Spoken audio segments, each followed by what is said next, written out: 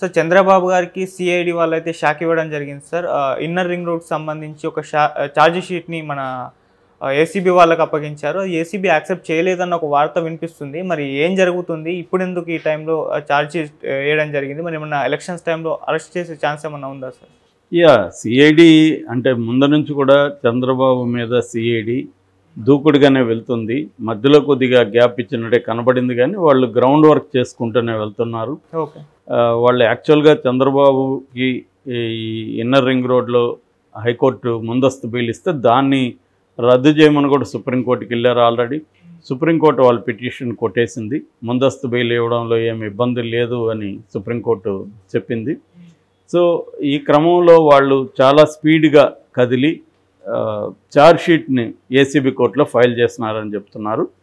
So వాళ్ళు ఇప్పుడు మామూలుగా అయితే 120B ఐపీసీ, తర్వాత 409, 420, రెడ్ విత్ 34, 35, 36 ఈ సెక్షన్లు, తర్వాత PC act, prevention of corruption యాక్ట్లో 13, సెక్షన్ 13 (2) రెడ్ విత్ B1CD ఈ సెక్షన్లు పెట్టారు.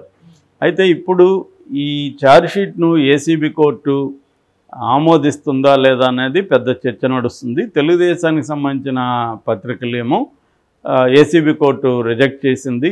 గవర్నర్ పర్మిషన్ తీసుకోవాలి, ఎందుకంటే పీసీ యాక్ట్లో సెక్షన్ 19 ప్రకారము ఛార్జ్షీట్ వేస్తున్నప్పుడు ప్రజాప్రతినిధుల మీద ఆ ఛార్జ్షీట్ వేయకముందే గవర్నర్ పర్మిషన్ తీసుకోవాలని చెప్పింది. గతంలో 150 కోట్ల ఈఎస్ఐ కుంభకోణంలో మన అచ్చెన్నాయుడు మీద కేసు పెట్టి ఛార్జ్షీట్ వేసినప్పుడు కూడా ఏసీబీ కోర్టు దాన్ని రిజెక్ట్ చేసింది. ఈయన ప్రజాప్రతినిధి కాబట్టి section 19 of prevention of corruption act కింద గవర్నర్ పర్మిషన్ తీసుకోవాలని ఏసీబీ కోర్టు చెప్పింది. ఇది కూడా సిమిలర్గా ఉంది కాబట్టి ఏసీబీ కోర్టు దీంట్లో తీసుకోదు అనేది వీళ్ళు వ్యాఖ్యానిస్తున్నారు. కానీ ఏసీబీ కోర్టులో వాళ్ళ పిటిషన్ అయితే, వీళ్ళు వేసిన ఛార్జ్షీట్ అయితే రిజెక్ట్ అయితే ఇప్పటివరకు కాలేదు. సిఐడి కూడా నిన్న ఒక ప్రకటన రిలీజ్ చేసింది. ఆ ప్రకటన ప్రకారం ఏంటంటే ఏసీబీ కోర్టు కొన్ని డాక్యుమెంట్స్ని మమ్మల్ని అడిగింది, మేమే టైం అడిగాము, అందుకని అది పెండింగ్లో ఉంది తప్ప వాళ్ళేమో రిజెక్ట్ చేయలేదు. మేము అవి పెట్టగానే అది యాక్సెప్ట్ చేస్తుంది. ఎందుకంటే సెక్షన్ 19 ప్రకారం ట్రయల్ ఎప్పుడైనా కూడా గవర్నర్ పర్మిషన్ తీసుకోవచ్చు. సో అంతేగాని ఛార్జ్షీట్ వేయడానికి కోసమే పర్మిషన్ అవసరం లేదు. ట్రయల్ జరుగుతున్నప్పుడు ఎప్పుడైనా కూడా గవర్నర్ పర్మిషన్ తీసుకోవచ్చు, మేము తీసుకుంటాము అలాగా అనేది సిఐడి వాళ్ళు చెప్తున్నారు. ఏదేమైనా సిఐడి చంద్రబాబుని మళ్ళీ అదుపులోకి తీసుకుంటుందా లేదా అనేది ఇప్పుడు చర్చ నడుస్తుంది. అదొక షాక్గానే చాలామంది వర్ణిస్తూ ఉన్నారు. ఎందుకంటే సుప్రీంకోర్టు చంద్రబాబు బెయిల్ని ఓకే చేసింది కాబట్టి ఇప్పుడు ట్రయల్ని స్పీడప్ చేసి ట్రయల్లోకి తీసుకెళ్లడం ద్వారా చంద్రబాబు దోషిగా కానీ ట్రయల్లో జరిగితే ఆటోమేటిక్గా ఆయన అరెస్ట్ చేసే అవకాశం ఉంటుంది అనేది వినిపిస్తుంది. కానీ నాకు తెలిసి అట్లాంటిది జరగకపోవచ్చు. ఎందుకంటే ఒకవేళ ట్రయల్ జరగడమే అంత ఈజీ కాదు. మనం వివేకానంద రెడ్డి చూస్తున్నాం కదా, 4 ఏళ్ళకి ఏమైంది అంతే. అది హత్య కేసే అలా ఉన్నప్పుడు ఇది ఎందుకు స్పీడ్గా జరగదు. ఒకవేళ అక్కడ జరిగినా వాళ్ళు మళ్ళీ హైకోర్టుకి వెళ్తారు, మళ్ళీ సుప్రీంకోర్టుకి వెళ్తారు, ఇది నడుస్తూ ఉంటాయి. ఇక్కడ ఏంటంటే ఇండియాలో ప్రాసెస్ ఈజ్ పనిష్మెంట్ అంటారు.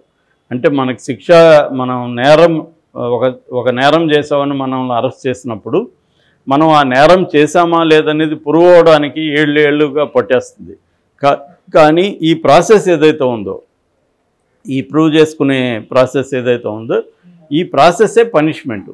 ఎందుకంటే మధ్యలో అరెస్ట్ చేస్తారు, బెయిల్ రావు. సో నువ్వు రిమాండ్ ప్రిజనర్గానే ఏళ్ల తరబడి లోపల ఉండిపోవాల్సి వస్తుంది. తర్వాత బెయిల్ వచ్చినా కూడా కోర్టుల చుట్టూ తిరగాల్సి వస్తుంది. అనేక మధ్యలో వాళ్ళు ఇంకొక కేసులు పెట్టచ్చు. ఈ హరాస్మెంటు పోలీసులు పిలిచినప్పుడు వెళ్ళాలి. ఇవన్నీ ప్రాసెస్ ఈజ్ పనిష్మెంట్ ఇండియాలో. ఎందుకంటే ప్రాసెస్ అనేది త్వరగా కంప్లీట్ కాదు, డ్రాగ్ ఆన్ అవుతూ ఉంటుంది ఇయర్స్ టుగెదర్. అమాయకుడైనా నేరం చేస్తున్నా సేమ్ ప్రాసెస్సే. వీటికి అమాయకుడు కాబట్టి వేరే ప్రాసెస్, నేరం చేసినోడు వేరే ప్రాసెస్ లేదు. కాబట్టి రెండోది ఏంటంటే స్పీడీ బెయిల్స్ అనేవి సిస్టమ్ లేదు. ఇక్కడ మొత్తంగా మన కోర్టులు న్యాయ వ్యవస్థలు అన్నీ కూడా ఒక మెథడ్లో ఆపరేట్ అవుతుంటాయి. అంటే పూర్ పీపుల్కి లాయర్లను పెట్టుకోలేని వాళ్ళకి కోర్టుల్లో కూడా ఏమీ న్యాయం జరగదు. ఎందుకంటే ఫర్ ఎగ్జాంపుల్ ఇక్కడ మొన్న మా ఫ్రెండ్ ఒక ఆయన బయట వచ్చినప్పుడు చెప్తున్నాడు,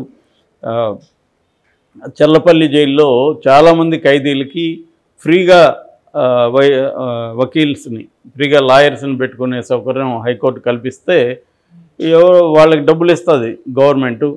కాబట్టి ఆ లాయర్లు చాలామంది ఫ్రీగా వాదించడానికి ముందుకు వచ్చి, ఫ్రీ అంటే ఫ్రీ కాదు, గవర్నమెంట్ వాళ్ళకి డబ్బులు ఇస్తుంది కాబట్టి వీళ్ళు ఫ్రీగా వాదిస్తామని వాళ్ళకి అందరికి ఒప్పుకొని వకాలత్నామాలో సంతకాలు చేయించుకున్న తర్వాత అసలు వాళ్ళని పట్టించుకోవట్లేదు. సో మరి పట్టించుకోకపోతే వాళ్ళు ఏమన్నా తెలిసిన వాళ్ళ ద్వారా వేరే అడ్వకేట్ని పెట్టుకుంటా ఉంటే వీళ్ళు క్లియరెన్స్ ఇవ్వాలి, వీళ్ళు ఇవ్వట్లేదు. సో వీళ్ళు పేరుకేమో ఫ్రీగా వాదిస్తున్నారని బయట అనుకుంటారు, కానీ దీనివల్ల ఖైదీలు ఏంటంటే వాళ్ళు నేరం చేయకపోయినా కూడా జైళ్ళలోనే నెలల తరబడి సంవత్సరాల తరబడి ఉండిపోవాల్సి వస్తుంది ఈ లాయర్లు పట్టించుకోకపోవడం వల్ల. దీని మీద ఏ కోర్టు కానీ స్పందించట్లేదు.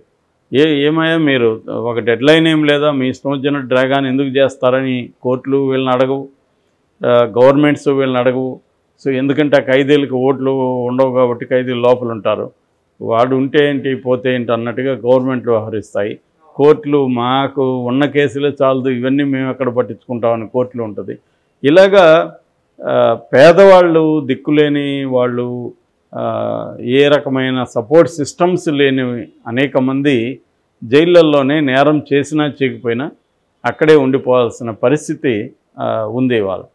సో ఇటువంటి కాంటెక్స్ట్లో ఈ కేసు ఏదో త్వరగా ట్రయల్కి అయిపోయి త్వరగా ఏదో అయిపోతుంది అనేది ఏం లేదు. అది వాళ్ళకి కూడా తెలుసు, సిఐడికి తెలియదని మనకు తెలిసినప్పుడు వాళ్ళకి తెలియదా.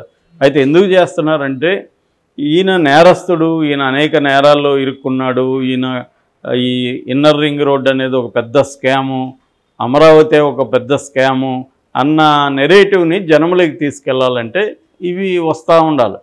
ఇప్పుడు దీన్ని బేస్ చేసుకొని అందరూ చర్చిస్తారు కదా, అసలు ఇన్నర్ రింగ్ రోడ్ స్కామ్ అంటే ఏంటి, ఇన్నర్ రింగ్ రోడ్లో ఏం చేశాడు చంద్రబాబు అనుకున్నప్పుడు వీళ్ళు ఇంకా సాక్షి ఆ మీడియా అంతా విపరీతంగా కథనాలు రాస్తుంది. సో ఇన్నర్ రింగ్ రోడ్ అనేది ఒక ఫేక్ అలైన్మెంటు, అదేమి జరగలేదు కానీ పేపర్ మీద చేసుకున్నారు. అది ఎందుకు చేసుకున్నారంటే ప్రధానంగా చంద్రబాబుకు సంబంధించిన ఈ హెరిటేజ్ ఫుడ్స్ దాంట్లో 14 ఎకరాలు, తర్వాత లింగంనేని రమేష్, లింగంనేని రాజశేఖర్కి సంబంధించిన కంపెనీల్లో 340 ఎకరాలు, నారాయణకి సంబంధించిన 58 ఎకరాలు, ఇదంతా కూడా ఎక్కడుందో ఆ ల్యాండ్స్ దగ్గరగా రింగ్ రోడ్ అలైన్మెంట్ని పెట్టుకున్నారు, ఎందుకంటే వాటి వాల్యూ పెరుగుతుంది.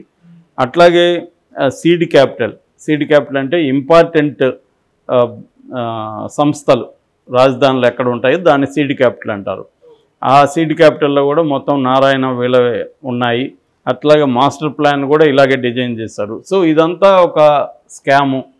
ప్రతి రాష్ట్రంలో కూడా రాజధానులు ప్రభుత్వ భూములు ఉంటాయి, ఇక్కడ మాత్రం ప్రైవేటు భూములు ఎందుకు పెట్టారంటే ఈ ప్రైవేటు భూములన్నీ కూడా తెలుగుదేశం చంద్రబాబు వాళ్ళకి సంబంధించిన వ్యక్తులు కొనేశారు. ముందుగా రాజధాని రాకముందే వీళ్ళకి తెలుసు కాబట్టి చీప్గా కొనేసి ఇప్పుడు వాటిని పెంచుకునేదానికి చేసే ఒక డ్రామా తప్ప ఇంకేం కాదు అమరావతి రాజధాని అన్న నెరేటివ్ని వీళ్ళు జనంలోకి తీసుకెళ్ళాలి. ఇప్పుడు ఏంటంటే కేవలం రాజధాని ఇష్యూ అంటే అక్కడ 29 గ్రామాల చుట్టుపక్కల వాళ్ళకి మాత్రమే ఇబ్బంది ఉండదు, మిగతా ప్రాంతాల్లో వాళ్ళకి ఇదంతా ఒక స్కామ్రా అన్నది జనంలోకి తీసుకెళ్తే అక్కడ చంద్రబాబు పట్ల వ్యతిరేకత వచ్చే అవకాశం ఉంటుంది. ఇది వైసీపీకి ఉండే ప్రధాన లక్ష్యం. అంతేగాని దీనివల్ల ఏదో చంద్రబాబుకి అరెస్ట్ అయిపోతాడు, జైలుకి పోతాడు అనేది ఏమీ లేదు. అదంతా కూడా క్రియేట్ చేస్తారనమాట. చంద్రబాబు జైలుకి వెళ్తాడేమో ఒక భయభ్రాంత వాతావరణాన్ని తెలుగుదేశం కేడర్లో కూడా మళ్ళీ క్రియేట్ చేయడం అనేది వీళ్ళ ఉద్దేశంగా కనబడుతుంది. రెండవది అమరావతి అనేది ఒక బోగస్, ఇది ఒక land scam, real estate scam అన్న విషయాన్ని మొత్తం ఆంధ్ర రాష్ట్రం అంతా వ్యాపింపజేయడం అనేది రెండవ గోల్ అన్నమాట. దానికోసం సిఐడి ఇవి చేస్తుంది తప్ప అంతకంటే ఏం లేదు. ఇప్పుడు కొత్తగా వాళ్ళకి ఏమీ ఆధారాలు దొరికిపోయి కొత్త విషయాలు ఏమి ఉండి వాళ్ళు పెట్టింది ఏమి లేదు. కాబట్టి ఇది యాక్సెప్ట్ చేసినా చేయకపోయినా చంద్రబాబుకి లీగల్గా అయితే ఏమి ఇబ్బందులు ఉండవు, బట్ పొలిటికల్గా మాత్రం ఆయనకి ఇబ్బందులు ఉండే అవకాశం ఉంది.